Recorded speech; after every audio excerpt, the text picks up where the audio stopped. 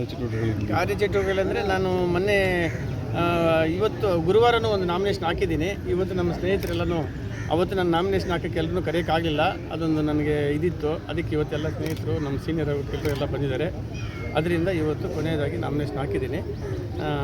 11/3/2026 ನಡೀತಾ ಇರ್ತಕ್ಕಂಥ ಚುನಾವಣೆಯಲ್ಲಿ ನಾನು ಎಲ್ಲ ನಮ್ಮ ಸೀನಿಯರ್ ವಕೀಲರಿಗೂ, ಹಿರಿಯ ವಕೀಲರಿಗೂ, ಕಿರಿಯ ವಕೀಲರಿಗೂ ಮತ್ತು ನಮ್ಮ ಸ್ನೇಹಿತರಿಗೂ ಎಲ್ಲ ವಕೀಲರು ನಾನು ಮನವಿ ಮಾಡೋದೇನೆಂದರೆ, ನನಗೆ ಫಸ್ಟ್ ಪ್ರಿಫರೆನ್ಸಿಯಲ್ ವೋಟ್ ಕೊಟ್ಟು ನನ್ನನ್ನು ಜಯಶೀಲನಾಗಿ ಮಾಡಬೇಕು ಅಂತ ನಮ್ಮ ಈ ಚಾನೆಲ್ ಮುಖಾಂತರ ನಾನು ಮನವಿ ಮಾಡಿಕೊಳ್ತೀನಿ. ಜಿಲ್ಲಾ ಕೇಂದ್ರಗಳು ವ್ಯಾಪಕವಾಗಿ ಕ್ಯಾಂಪಸ್ ಆಗ್ತದೆ ಎಲ್ಲ ನಾನು ಈಗ ಆಲ್ರೆಡಿ ನಮ್ಮ ಬೆಂಗಳೂರು ಗ್ರಾಮಾಂತರ, ಕೋಲಾರ, ಚಿಕ್ಕಬಳ್ಳಾಪುರ, ತುಮಕೂರು, ಚಿತ್ರದುರ್ಗ, ದಾವಣಗೆರೆ ಮತ್ತು ಮೈಸೂರು, ಮಂಡ್ಯ ಎಲ್ಲ ಜಿಲ್ಲೆಗೂ ನಾನು 2 ಸಲ 3 ಸಲ ಭೇಟಿ ಮಾಡಿದ್ದೀನಿ. ಎಲ್ಲ ವಕೀಲರನ್ನು ನಾನು ಭೇಟಿ ಮಾಡಿ ಮನವಿ ಮಾಡಿದ್ದೀನಿ.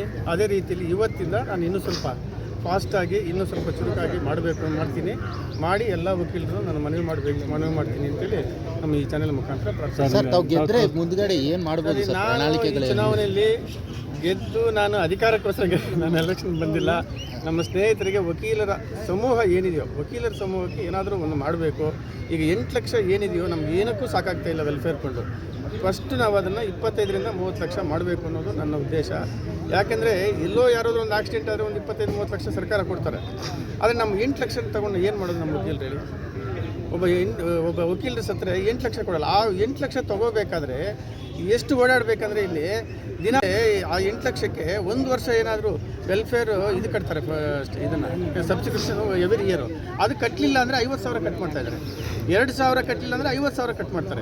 ಸಮಸ್ಯೆಗೆ ಆ ಸಮಸ್ಯೆ ಪರಿಹಾರ ಆಗಬೇಕು. ಆಮೇಲೆ ಗ್ರೂಪ್ ಇನ್ಶೂರೆನ್ಸ್ ಅಂತ ಒಂದು ಮಾಡಬೇಕು ಅಂತಿದ್ದೀವಿ. ಆಮೇಲೆ ನಮ್ಮ ವಕೀಲರಿಗೆಲ್ಲ ಒಂದು ಎವ್ರಿ ಇಯರ್ ಆಡಿಟ್ ಆಗಬೇಕು. ಆ ಒಂದು ಪ್ರತಿಯೊಬ್ಬರು ಏನು ಕೇಳ್ತಾರೆ ಅಂದರೆ, ಸ್ಟಾಂಪ್ ಎಲ್ಲಿ ಹೋಗ್ತಾ ಇದೆ, ಇಷ್ಟು ಸ್ಟಾಂಪ್ ವೆಲ್ಫೇರ್ ಸ್ಟಾಂಪ್ ಕಟ್ತಾ ಇದ್ದೀವಿ ನಾವು, ಈ ದುಡ್ಡು ಎಲ್ಲಿ ಹೋಗ್ತಾ ಇದೆ ಅಂತ. ಅದ್ರ ಬಗ್ಗೆ ಯಾರೂ ಆನ್ಸರೇ ಕೊಡೋರಿಲ್ಲ. ಅದ್ರ ಬಗ್ಗೆ ಪ್ರತಿ ವರ್ಷವೂ ಆಡಿಟ್ ಆಗಬೇಕು. ಆಡಿಟ್ ರಿಪೋರ್ಟನ್ನು ನಾವು ಎಲ್ಲ ಸಂಘಕ್ಕೂ ಕಳಿಸ್ಕೊಡ್ಬೇಕು. ನಾವು ಯಾರೂ ಪ್ರಶ್ನೆ ಮಾಡಬಾರ್ದು, ಏನು ದುಡ್ಡು ಎಲ್ಲಿ ಹೋಗ್ತಾ ಇದೆ ಏನು ಅನ್ನೋದನ್ನು. ನಾನು ನಮ್ಮ ನ್ಯಾಯಮಿತ್ರ ಕೋಆಪರೇಟಿವ್ ಬ್ಯಾಂಕಲ್ಲಿ 5 ವರ್ಷ ಡೈರೆಕ್ಟರ್ ಆಗಿದ್ದೆ. ಪ್ರತಿ ವರ್ಷ GB ಮಾಡ್ತೀವಿ. GB ಮಾಡಿ ಪ್ರತಿ ವರ್ಷ ಏನು ಬರ್ತಾ ಇದೆ, ಲೈಬಲಿಟೀಸ್ ಆ್ಯಂಡ್ ಅಸೆಟ್ಸನ್ನು ಏನು ಬರ್ತಾ ಇದೆ, ಏನು ಖರ್ಚಾಗ್ತಾ ಇದೆ ಅನ್ನೋದನ್ನು ನಾವು ತೋರಿಸ್ಕೊಡ್ತೀವಿ. ಅದೇ ರೀತಿಯಲ್ಲಿ ಬಾರ್ ಕೌನ್ಸಿಲ್ ಯಾಕೆ ಮಾಡೋಕ್ಕಾಗ್ತಾ ಇಲ್ಲ?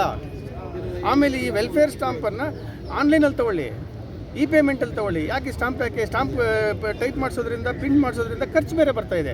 ಅವೆಲ್ಲ ಮಾಡಬೇಕು. ಆಮೇಲೆ ನಾವು ಬೇರೆ ಸ್ಟೇಟಲ್ಲಿ ಕೊಡ್ತಾ ಇದ್ದಾರೆ, ನಮಗೆ 25 ಲಕ್ಷ ಕೊಡ್ತಾ ಇದ್ದಾರೆ. ಈ ಸ್ಟೇಟಲ್ಲಿ ನಾವು 8 ಲಕ್ಷ ಯಾಕೆ ಕೊಡ್ತಾ ಇದೀವಿ ಅನ್ನೋ ಹಲವಾರು ಸಮಸ್ಯೆಗಳಿಗೆ ಈ ಸಮಸ್ಯೆಗಳೆಲ್ಲ ಪರಿಹಾರ ಆಗಬೇಕು. ಆಮೇಲೆ ನ್ಯಾಯಾಂಗ ವ್ಯವಸ್ಥೆಯಲ್ಲೂ ಪಾರದರ್ಶಕತೆ ಆಗಬೇಕು. ನಾನು ಇಲ್ಲೇನು ವಕೀಲ ಪರಿಷತ್ತಲ್ಲಿ ಗೆದ್ದು ನಾನು ಇನ್ಫ್ಲೂಯೆನ್ಸ್ ಮಾಡೋಕ್ಕೆ ಹೋಗಬಾರ್ದು. ನಮ್ಮ ವಕೀಲರಿಗೋಸ್ಕರ ಹೋರಾಟ ಸಮಸ್ಯೆ ಬಗೆಹರಿಸಬೇಕು. ನನ್ನ ಪರ್ಸನಲ್ ಉದ್ದೇಶಕ್ಕಂತೂ ನಾನು ಬಂದಿಲ್ಲ. ದಯವಿಟ್ಟು ನಮ್ಮ ಎಲ್ಲ ವಕೀಲರ ಸಮಸ್ಯೆ ಪರಿಹಾರ ಆಗಬೇಕು ಅನ್ನೋದೇ ನನ್ನ ಮೇನ್ ಉದ್ದೇಶ. ಸರ್ ವೆಂಕಟರಾಮ್ ರೆಡ್ಡಿ.